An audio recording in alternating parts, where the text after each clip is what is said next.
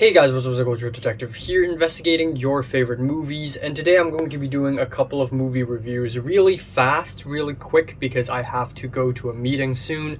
But I will be talking about movies that I watched in Cannes Film Festival again. And because this film is now getting a lot of buzz, it just received a new poster, so I thought, you know what, might as well talk about it. This film is Affeksjonsverdi, or in English, Sentimental Value. This is a new Norwegian film from Norwegian filmmaker Joachim Trier, and this film got premiered in Cannes Film Festival earlier this year, and I wasn't there, but I was there on the next day in the same theater at its second screening, and I watched it after shoving a tarte tropézienne into my mouth and extremely sleep deprived, but surprisingly, I was completely awake throughout the whole film. Completely. So I feel confident that I'm able to judge this film because I was actually awake when I watched this. So Joachim Trier, you may know him by his film Oslo August 31st, which I watched slightly before Sentimental Value. This is a very depressive, bleak film about a suicidal drug addict who realizes that life is not worth living. It is extremely bleak and depressing. Every single interaction is just gray and bland, and he's just sort of crushed by this soulless city that is Oslo, even though Oslo is a beautiful place, but I guess he just didn't really feel that way.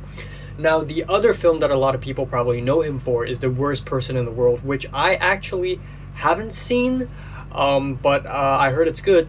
So anyways, Sentimental Value was one of the most hyped up films of the entire festival. Loads of people wanted to watch it, and this film has a huge buzz, very successful buzz. It received a 17 or 19 minute long standing ovation, which is obviously the longest in this year's Cannes Film Festival, not even a competition. I believe the other film that received such a long standing ovation was like Secret Agent. That was like 11 or 12 minutes, but Sentimental Value pretty much topped the charts in terms of the standing ovation minutes. So this is actually a pretty simple family drama about we have, of course, Renate Reinsve, who is your usual recurring character in Joachim Trier's films. Renate Reinsve, her sister, and their father, played by Stellan Skarsgård.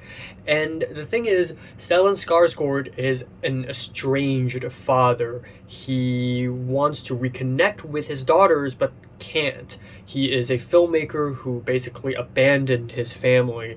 So in order to get closer to his daughters, he wanted to make a film about her daughter using another American actress playing her in English. And that American actress is Elle Fanning. And so it is this very strange sort of meditation on family dynamics and the power of cinema, filmmaking, a father trying to convey his feelings but not being able to, because when you're a filmmaker, you can't express your feelings, of course. So right off the bat, there were tons of Ingmar Bergman comparisons, and rightfully so. Even though this film isn't super serious, stern psychodrama like a lot of Bergman films are, but there's so many elements in this film, especially for Bergman's Wild Strawberries, that sort of discuss aging, family dynamics, and sort of using art as a means to express and sort of communicate with people. And a lot of people say that this film is Diet Bergman, and you know what? They're kind of right. It is like a watered down Ingmar Bergman. Side note here is that recently Stellan Skarsgård went out and basically said that Ingmar Bergman was a Nazi, or at least a Nazi sympathizer.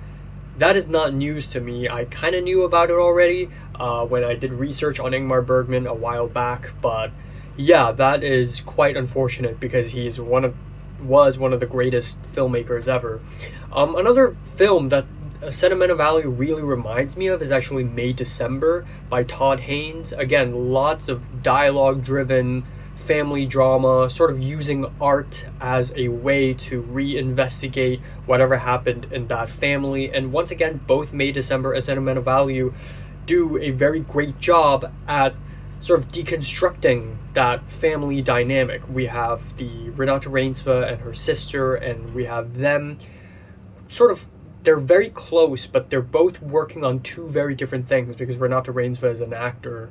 And then we have their very complicated relationship with their father and also their house. The house that they live in is such an essential location. It has such a strong sense of place tied to the people and to the memory. It just does a very good job at conjuring these very real, very crushingly real situations.